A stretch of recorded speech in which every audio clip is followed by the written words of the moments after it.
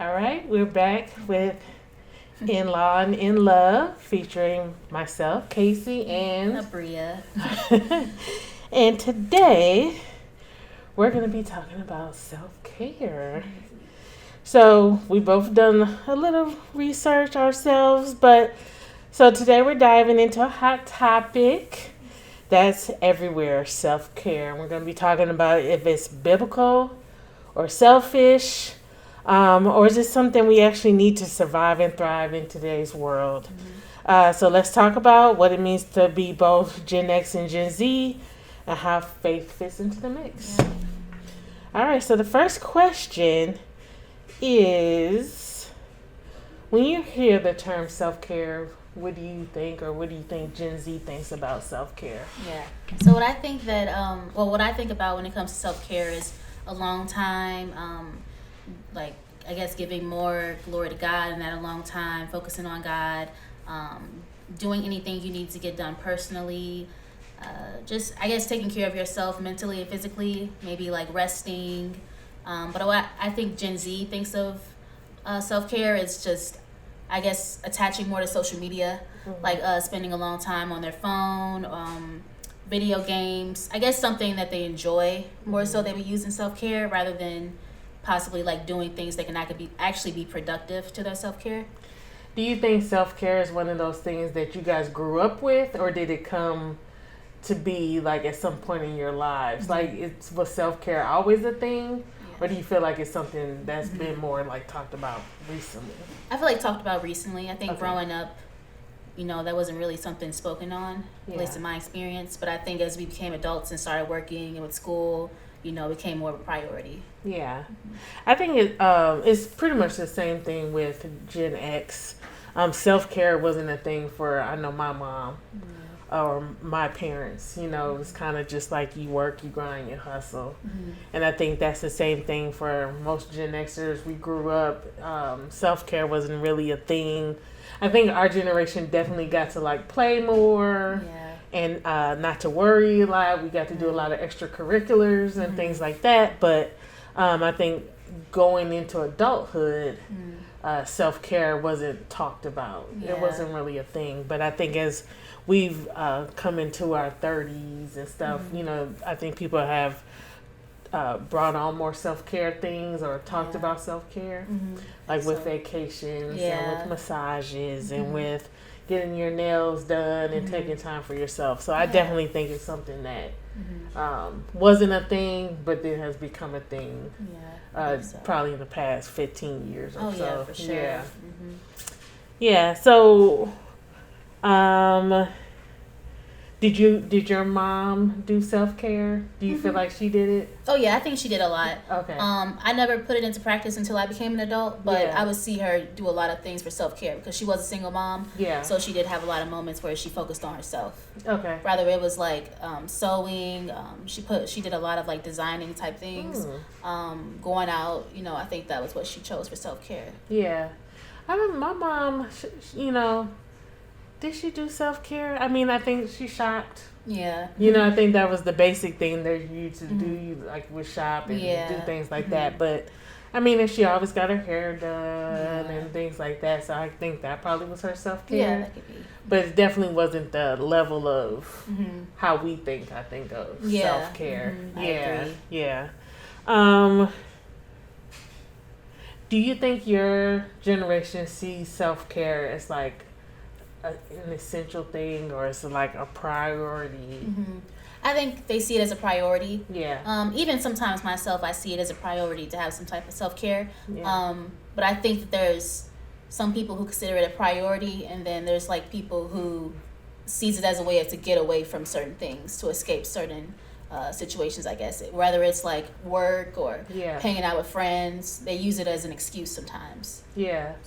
I definitely could see that even for myself. I've used it as an excuse to get away from the family or to get time alone and to myself, especially if I'm feeling overwhelmed. Yeah. As a lot of times you can feel, especially when you have, you're working. I'm a part of the sandwich generation where, have to take care of my dad, or my dad's still around, and you know I need to engage him. But then I also have during that time young children growing up. Yeah. You know, and now they're adults, but you know, there's always both sides. You know, you're helping over here, you're helping over there. So it definitely feels like I need time to get away. Yeah. I agree. Sometimes. Yeah. Yeah. Yeah, and I think, can it be indulgent? Do you feel like it can be too much? In ways, I feel like, Yeah. like I said, it kind of can disconnect you from people. Yeah. And I think that that's when it becomes kind of a problem because you're using it as a way out all the time. Yeah. Or I guess being more centered around yourself and not others. Yeah. But I think that you just have to weigh it out and prioritize it in the right timing. Yeah. I definitely think, and we'll talk about this a little more later, but I think the way the world sees it and the way God sees it is definitely very different. I definitely think that rest is a part of what we should be doing. Yeah. You know, when they say studies show you need to get at least 6 to 7 hours of sleep, and it's so important to have downtime, right? But I definitely do think that our generations are, as generations go on, play seems to be more prioritized than work. Yeah. Right. I agree. Or even like giving to others, and it's more self-focused. Yeah. Yeah. And I've been I've done that. You know, I've been like, well, it's me time. This is me. Yeah. You know, I'm gonna do what I gotta do. You know. But I didn't really balance it in the way that I needed to with, like, you know. Personal life. Exactly. Yep. So, how do you personally practice self-care? So I would say binge watching a lot. Yeah. I would consider that a form of my self-care. Praying, doing like any type of like facial routines or, you know, deep diving into that. Just doing things that I enjoy, really. That's what it is. That's what I consider self-care. That's really what I do, basically. Yeah. You know, focusing on those things. Yeah, I definitely need to get into the more of the taking care of myself, self-care, like the exercise and the walking. I definitely am the same way. I've focused on binge watching, Netflix, you know. Sometimes I get away from massages or for nights, you know, nights out, you know, at hotels and things, kind of by myself. But I definitely want to start focusing on more, if I'm going to do self-care, that it be more active. You know, like swimming or biking, you know.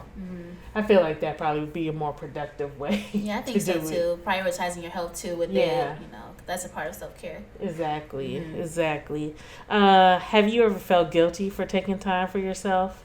And where do you think that guilt comes from?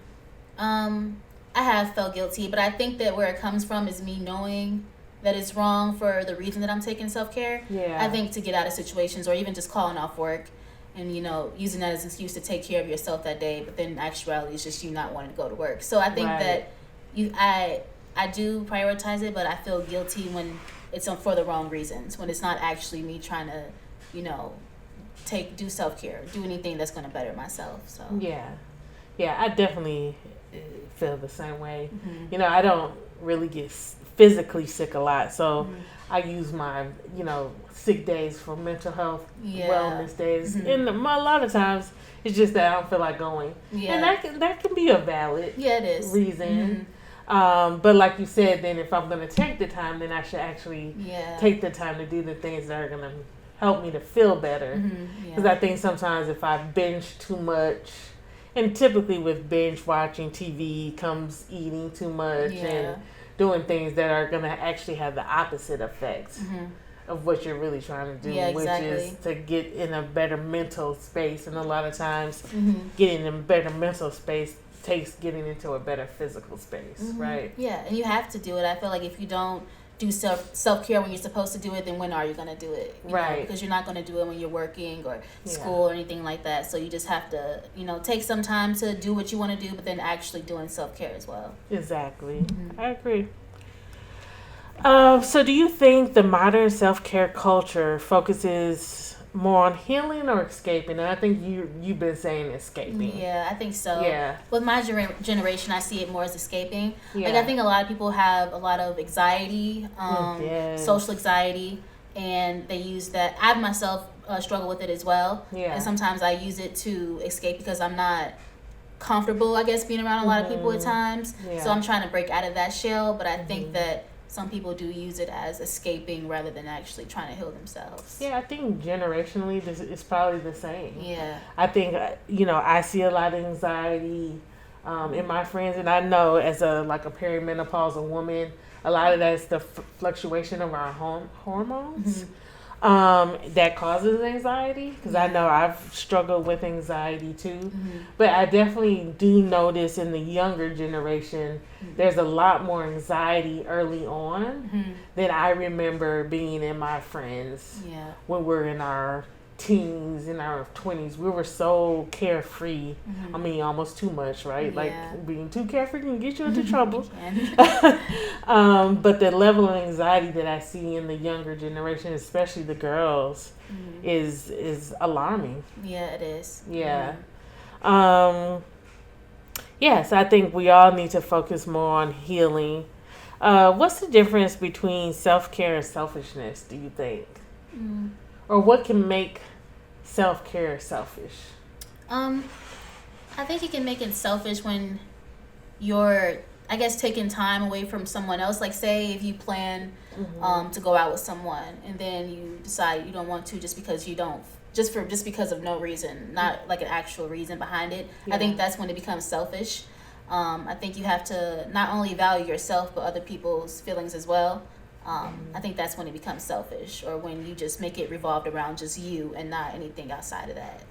Yeah, I definitely think that self-care can be used to not have to heal, right? Like, I think people use it, especially in relationships, and they're like, oh, I'm not going to deal with you. I have to take care of myself and my own emotions. And I would say that can be valid. Yeah. But we're also all human, and we all make mistakes. Now, if somebody's taking advantage of that, that's one thing. But I think that, self-care can be used to just to get away with not doing something that you just don't want to do. Yeah. Yeah. So I agree with you in that. You just have to give people grace as well. Because you don't know what people are dealing with alone. That's true. You don't know their mental state. So you have to either ask or just be open-minded that there could be something deeper than, what is being brought to the light. So. Yeah. And the only time you can really, figure that out is if you're spending time with people. Yeah. And I know in this new generation with all the technology, people seem like they're together all the time because you're connecting in a way, through social media. But I think people have never felt so alone. Yeah, I agree. Yeah, so it's like, what is the self-care really for if you're always feeling lonely too? Yeah. Typically self-care is to take time away because there's so much being asked of you. Oh, yeah. Right? Yeah. But, I mean, so what do you really need it for? It's almost could be needing the opposite, to engage and to dive in. Oh, yeah. I can see that perspective. Yeah. It's just something I thought about. So Jesus often went away to rest and pray. Do you see that as an act of self-care? Yeah, I do. Yeah. He needed it. He did. Why do you think he took the time to go away and pray? I think it's for rest. I guess maybe to indulge more into his thoughts, his plans. His job was a huge job, and I don't think that any person could just take that lightly. So I think that he just needed time to rest, pray. I know he prayed in his times where he was alone, and just valuing that because he knew what was to come. He knew what he had to do, so he needed that as a priority for him. Yeah, and I think that's the most important thing to take away from the way Jesus did it, was that the self-care was plugging into the thing that could bring you peace, and that's God our Father. Yeah. Right? Like, self-care really is getting the energy and the strength from connecting to God. Yeah. Because that's really the only thing, as we were talking about earlier, that can bring the healing that's needed for us to feel the peace that we're looking for. Yeah, and it's so important to feel different after self-care. Yeah. Like, you don't want to have self-care and then just feel like, okay, I'm just going back to a normal day. You want to feel like you actually did something valuable, you know, especially with God, you know, because that can change a lot within a day. So. Exactly, the rejuvenation. Yeah, exactly. Yeah, I totally agree. How does the Sabbath fit into the idea of self-care, and do you feel like it's relevant today? Well, I know about the Sabbath. He rested, I think on the seventh day is what it was. Yeah. So I think that, I think it's important. Like, what was that question again?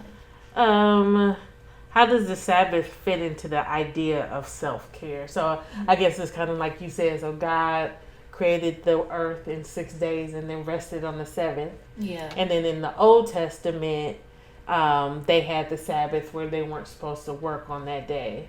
But then when Jesus came in the New Testament, you know, he challenged the Pharisees because they were like, oh, you're not supposed to heal on Sabbath. But Jesus basically was like, that's not what God was saying. God was not saying, you know, take time away from doing the things of God.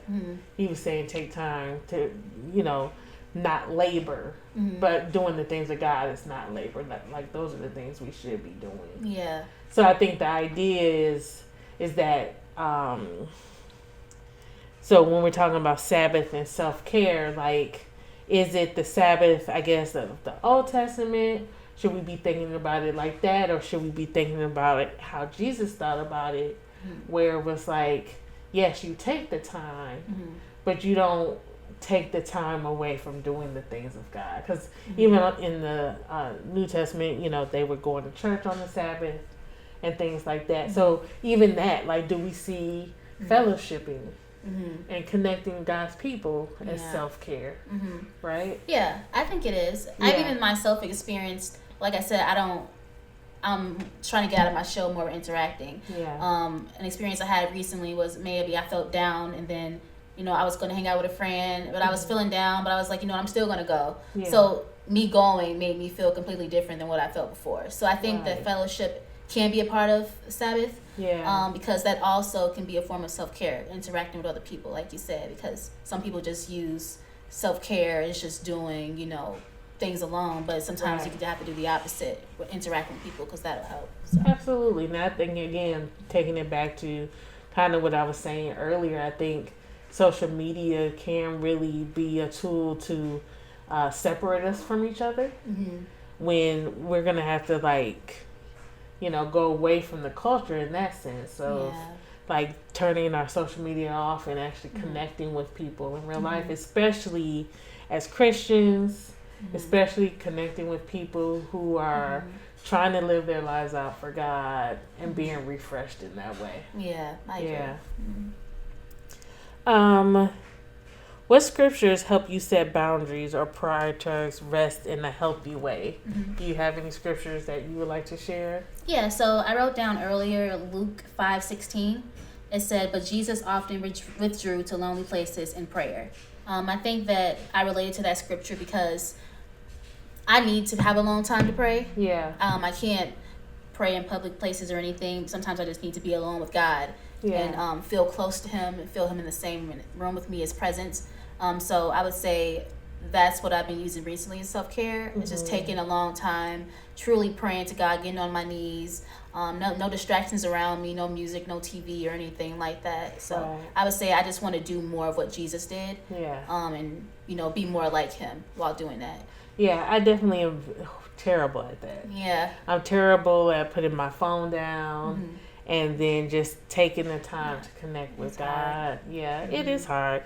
I know there's Matthew 11:28 that says, come to me all you who are weary and burdened, and I will give you rest. And I think, again, with our culture, we think rest is going to come from sleep. We think rest is going to come from, you know, going away and being on vacation and, you know, massages, which I love, and Yeah. I do get some rest from that. But I think the ultimate rest that I'm looking for can only come from God. Yeah, you can.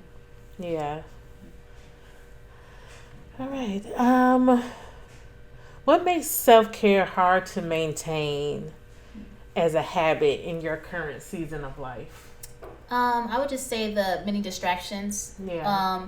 Rather it's like marriage, work, school. I think that when you indulge in all of those things and focus on those, your life and your career, Yeah. it leaves you less time to have self care. Mhm. But you just have to have time management. That's what I'm working on right now as well. Is managing when to have self care for myself, but also being in fellowship, interacting with people, and then focusing on school, my marriage, everything like that. So I would say time management. Yeah. Yeah.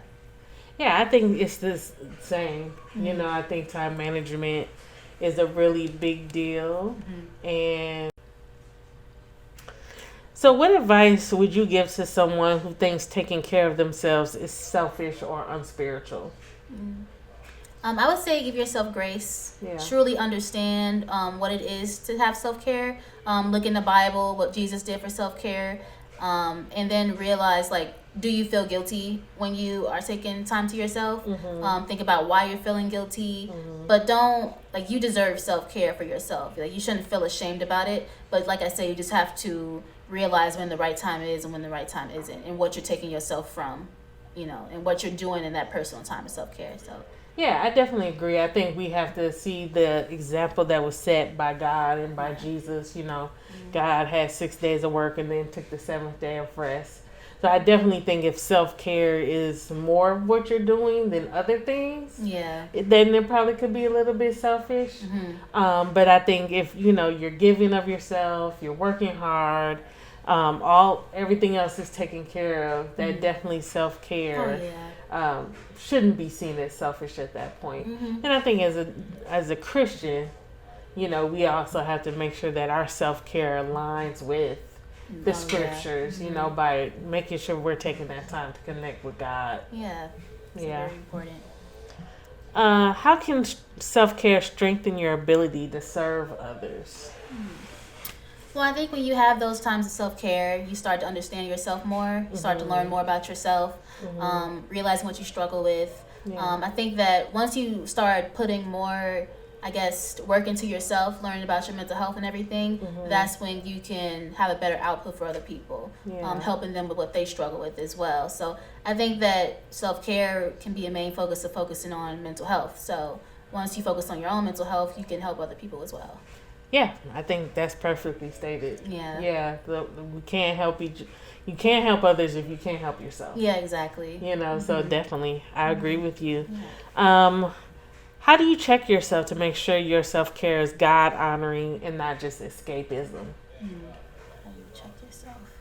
Like, how do you think you would know if it's like, okay, this is really a time that I need to do self-care for my own mental well-being, or is it just something where you're like, I just don't feel like dealing with it and I'm just gonna go do this thing? Yeah, I think it's as simple as that. I think we just know when something's right, when something's wrong, why we're doing it, when we're doing it. I think that if you feel guilty, like you said, feel guilty about it, then you shouldn't do it. But if you truly need it, if you're tired or stressed out, or so you feel like something's consuming you, I think that's a great time to take self-care, even if it's something a little bit less than that. But I think you should only feel guilty when you feel I don't know, you just feel like it's not for the right reasons, or you're just doing it just to do it. You have to have a reason to have self-care, because that can take you from work, all those things, late on assignments, stuff like that. Definitely not cleaning your house. Yeah. Which I can be definitely guilty of. Yeah, I think it is that, if you're noticing that things aren't getting done, then it definitely probably leans more towards escapism than self-care. Yeah, I agree with you. What's the one thing you'll commit to this week as an act of biblical self-care? So I've been putting it into work in the past week, but I guess every time I get up, before I get on my phone or before I start listening to music, even on the way to work, I'll turn on a study, and listen to the study.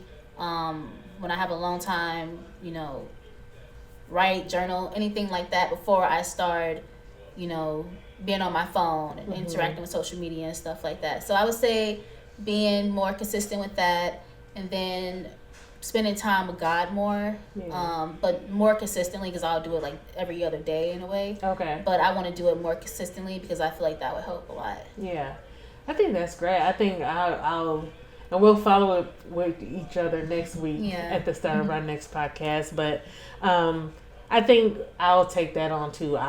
Before I can get on my phone and on social media, I'll connect with God first. And then I'm also going to add that I will do something physical. If it's getting up to stretch, if it's going for a walk, if it's, going to the gym for 30 minutes of biking or swimming, that before I can interact. Because I think if I do that and I take care of myself in those little ways with self-care, then those bigger ways will be less probably far and few in between. Yeah. And I read something recently that if you do something consistently for I think 60 or 30 days, it becomes more of a normal habit for you. Right. So it won't be something you have to I have to do this. Dreading it. Yeah, exactly. Yes. It'll become normalized. Yeah. So, yeah. All right. Well, I think we'll wrap it up there. What's the one thing you want the listeners to walk away with after listening to this conversation? I would say try to understand the difference between self-care and selfishness. Yeah. Truly understand when you need self-care and then when you don't need it. Yeah. And then think about the guilt that you may feel towards it and why you're feeling that way. Think about what it could be taking you away from. So I guess valuing what you really get out of self-care and understanding that so you can see if that's actually self-care. Yeah. Yeah, I think the one thing that I would like for listeners to take away is that, rest is important. Yeah. God saw rest as important. It says that he rested, and we all know he didn't need to, but he wanted to set the example. But ultimately, our rest comes in God. Yeah, it does. In prayer and in connecting with him. So where do we see God's grace in how we care for ourselves and others? I think God knows the load we carry sometimes. Yes. Well, he does know all the time. And I think that he gives us grace because he knows that it's hard in this world, sin and everything like that. So I think that he understands that sometimes we do need that time alone. He knows what we're struggling with. He knows our mental state. And I think that, God sees all. He knows all. So I think that can give you, I guess, more reassurance about why you're taking self-care. Because God knows what you're struggling with as well. Yeah, I think that's perfectly stated. Yeah. All right. Well, that is our chat today for In Law and In Love. Please join us next week where we'll talk about another topic. We don't know what it's going to be yet, but we'll let you know when we do it. If you guys watch, subscribe, follow, and then if you guys have any things you want us to talk about in our next podcast, please let us know in the chat. Yep. All right. Thank you. Bye, guys. Bye.